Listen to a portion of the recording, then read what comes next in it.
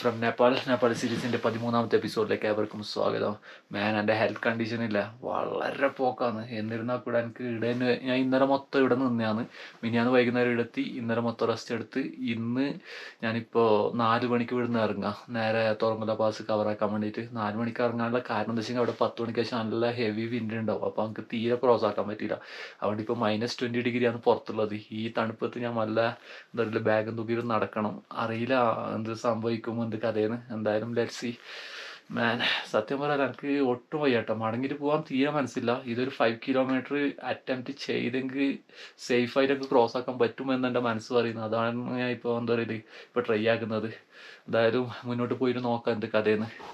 ചെറുങ്ങനെ വെളിച്ചം വന്ന് തുടങ്ങി കേട്ടോ. ഇപ്പോൾ സമയം എത്ര അതിനെ നോക്കാം. മൊബൈൽ എടുക്കാനുള്ള താക്കത്തില്ല, മൊബൈൽ കീസയിലുള്ളതാണ്. ഗോപ്രോ ഓൺ ആക്കിയത് എങ്ങനെ അറിയോ, ഇത് വെച്ചിട്ട് അമർത്തിയിട്ട് ഇതാക്കിയത്. കയ്യോടെ എത്ര പ്രസാക്കിയാലും അതിൻ്റെ കയ്യും കാലും എല്ലാം മര വെച്ചിട്ടുണ്ട്. ഇപ്പം ഞാൻ കയറി വന്ന സ്ഥലം കാണിച്ചാലോ, എത്രയോ താഴെന്ന് ഇങ്ങനെ രാവിലെ എത്ര 4 മണിയാണ് 3:30 വന്നാലേ ഇതുവരെ 1 കിലോമീറ്റർ കവറായിട്ടോ, ഒരു 1.3 കിലോമീറ്റർ ആയിട്ട് കവറായിട്ടു. ഇനിയും ഇതേപോലെ കയറാനുണ്ട് മാൻ. ഇനി എന്താ പറയുക, വീഡിയോ ഞാൻ ആ മറ്റേ ടോപ്പിൽ നിന്ന് എടുക്കുന്നു. അതുവരെ ഇതിനോട് കളിച്ച ശരിയായില്ല, എനിക്കൊന്നും തിരിയുന്നില്ല കേട്ടോ. എന്തായാലും പോവാന്നുണ്ട്. ഇതൊരു 1.5 എക്സ്പീരിയൻസ് ആയിരുന്നു. എന്തായാലും ക്യാന എന്തിപ്പോൾ അതിൻ്റെ പേര് ഒന്നും തിരിയുന്നില്ല സത്യം പറഞ്ഞു. ഞാൻ എന്ത് പറയുന്നതെന്ന്. ഇതെല്ലാം ഇവിടെ ഇപ്പോൾ ഏതൊരു സ്ഥലമില്ലേ, തുറങ്കല എത്തിയിട്ട് കാണാം എന്നാ. ഓക്കെ, അപ്പോൾ ഓക്കെ ബൈ. ഫൈനലി തുറങ്കല പാസ് എത്തി കേട്ടോ. ഒന്നും തിരിയുന്നില്ല. അധികം ടൈം ഞാൻ വ്ളോഗൊക്കെ ഒന്നും ചെയ്യുന്നില്ല. ഞാൻ ഒന്ന് ഈ ഏരിയ ഒന്ന് കാണിച്ചു തരാം. എന്തായാലും അതൊക്കെ എനിക്ക് എന്താ പറയുക, തല കറങ്ങിയിട്ട് വീഴാനാന്ന് പോലെ ഫീലാകുന്നുണ്ട്. എന്തായാലും എന്താ പറയുക, ഇവിടുന്ന് ഞാൻ എത്ര പെട്ടെന്ന് താഴേക്ക് ഇറങ്ങാൻ പറ്റും അത്ര പെട്ടെന്ന്. ഞാൻ വന്ന തീയിലാണ്, എന്നൊക്കെ പോകേണ്ട തീയിലാണ്. എത്ര പെട്ടെന്ന് താഴേക്ക് ഇറങ്ങാൻ പറ്റും അത്ര പെട്ടെന്ന് ഇറങ്ങിയിട്ട് അവിടെ നിന്ന് കാണാം. പക്ഷേ അധികം ഇവിടെ നിൽക്കുന്നത് ഡേഞ്ചറാണ്.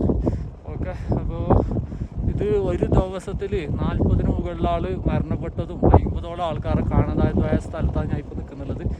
പിന്നെ ഞാൻ ഇങ്ങോട്ടേക്ക് വരുമ്പോൾ എൻ്റെ ശരീരം മൊത്തം വിറയലാണ്. ഈ കാറ്റ് കാണുന്നില്ല, ഈ ഒരു കാറ്റിൽ നിന്ന് രക്ഷപ്പെടാൻ വേണ്ടിയിട്ടാണ് ഞാൻ ഈ 3 മണിക്ക് രാവിലെ ഇറങ്ങിയത്. പക്ഷെ കാര്യമില്ലാതായിട്ട് ഞാൻ ഇപ്പോൾ ഇവിടെ എത്താൻ വേണ്ടി 1 മണി.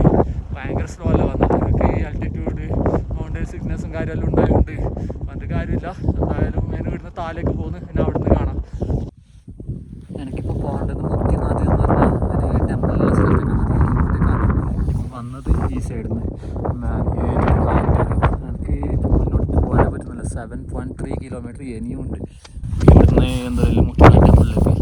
അധികം എന്താ പറയുക ഈ കാറ്റത്ത് കവർ ആകുമെന്നറിയില്ല. ഇപ്പോൾ സമയം തരുന്നത് 2:55 2:55 പറയുമ്പോൾ ഇതിന് 7.3 വരുമ്പോൾ അത്യാവശ്യം നല്ല എന്താ പറയുക സമയം എടുക്കാൻ ചാൻസ് ഉണ്ട്. ഇത് തിരിയുന്നില്ല കേട്ടോ സത്യം പറഞ്ഞാൽ. ഈ നമുക്ക് കൊണ്ടറിയോ, ഇതിൻ്റെ ഒരു സിംറ്റംസാണ് ഈ ആൾട്ടിറ്റ്യൂഡ് മൗണ്ടൻ സിക്നെസ്സിൻ്റെയും പിന്നെ നമ്മളെ എന്തിപ്പോൾ അതിൻ്റെ പേര് ഹൈപ്പോതെർമിയൻ്റെ എല്ലാം ഒരു സിംറ്റംസാണ്. അപ്പോൾ ആ ഒരു രീതിയിലെടുത്താൽ മതി. എന്തായാലും എന്നെ താഴെ എടുത്തിട്ട് തന്നെ വ്ളോഗ് ചെയ്യുക. അതുവരെ എന്താ പറയുക വ്ളോഗ് ചെയ്യുന്നില്ല. ഞാൻ ഇപ്പോൾ ഗോപ്രോയിലല്ല, ഞാൻ മൊബൈലാണ് ചെയ്യുന്നുള്ളത്.